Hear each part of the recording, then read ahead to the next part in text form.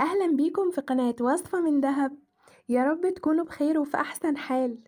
النهاردة إن شاء الله هنحضر مع بعض الكبدة الإسكندراني حبيبة الكل، الأكلة اللي ريحتها جبارة، لما بنخرج ريحتها بتجيبنا من آخر الشارع عشان نشتريها. بس بعد الفيديو ده مش هنشتريها من بره تاني وهنعملها في البيت. والنهاردة هنعملها بكل أسرارها اللي هتخلي ريحتها توصل للجيران، وهناكل طحينة وليمون معاها اللي بيخلي طعمها تحفة. ان شاء الله تجربوها وتعجبكم وتقولوا لي رايكم. ومن فضلكم ما تنسونيش في اللايك والاشتراك في القناه والضغط على علامه الجرس عشان يوصل لكم كل جديد. عندنا النهارده نص كيلو من الكبده، والمقادير على حسب الكميه اللي انتوا هتعملوها. تمام. وعندنا هنا نص كوبايه زيت، ومعلقتين كبار من الخل، وعندنا ملح وكمون وكزبره. والسر بقى في الكبده بتاعت بره الكزبره الناشفه، لازم بنحط لها كزبره ناشفه، وبنتوصى حلوه قوي في التوم. تمام. وعندنا فلفل كوبي وليمون وفلفل حار، اللي عايز يحط فلفل حار يحط، مش عايز خلاص. اول تكه بتخلي الكبده زي بتاعت بره بالظبط ان احنا بنحط شويه زيت حلوين، لان الكبده ما ينفعش تستوي في شويه زيت صغيرين. تمام. في طاسه على النار هنحط شويه زيت حلوين كده، ونبتدي بالفلفل الحار. لو احنا هنحط حار، يعني لو احنا مش هنحط فلفل حار، يبقى مش هنبتدي بالفلفل، هنبتدي بالثوم على طول، وبعد كده هنحط الكبده. المهم هنشوح شويه الفلفل دوت عشان الزيت يتشرب من الشطه بتاعه الفلفل.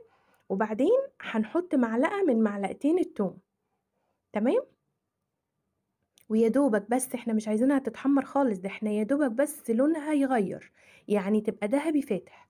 وهننزل بالكبده على طول، ولازم يكون في الوقت ده الزيت سخن جدا، ما ينفعش ننزل الكبده والزيت لسه ما سخنش، عشان تحتفظ بالميه جواها وما تشدش معانا كده ولا تعمل مطه كده واحنا بناكلها تبقى عامله زي الاستيك. لا، لما يكون الزيت سخن تطلع محتفظه بالسوائل جواها وتبقى حلوه. وبعد كده هنحط التوابل. بعد ما ننزلها كده وتبتدي تشمع، نحط التوابل اللي هي الملح والكمون والكزبره الناشفه. في ناس بتحب تحط عليها فلفل اسود، مفيش مشكله، بس انا دلوقتي حاطه لكم الحاجات الاساسيه، البهارات الاساسيه. وبعدين هننزل بالفلفل الكوبي. تمام. احنا هنحط الثوم على 3 مرات، يعني الثوم بيتحط مره في الاول، وبعدين مره بعد الفلفل، وبعدين مرة قبل ما نطفي بدقيقة كده. هي كلها على بعضها ما بتاخدش 5 6 دقايق على النار على فكرة. الكبدة ما ينفعش تتساب اكتر من كده عشان ما تجلدش معانا، هي بتتشوح كده بسرعة وبتخلص بسرعة. هنا انا حطيت تاني مرة من التوم. وهنا الخل اللي احنا كنا حاطينه هحط معلقة بس واسيب معلقة للآخر، وهقلب برضو تقلبتين بساط كده. الكبدة برضو ما ينفعش تتقلب كتير عشان ما تتزفرش مننا، يعني تقليبة بسيطة كده اللي هو ادخل كل البهارات مع بعضيها وبس.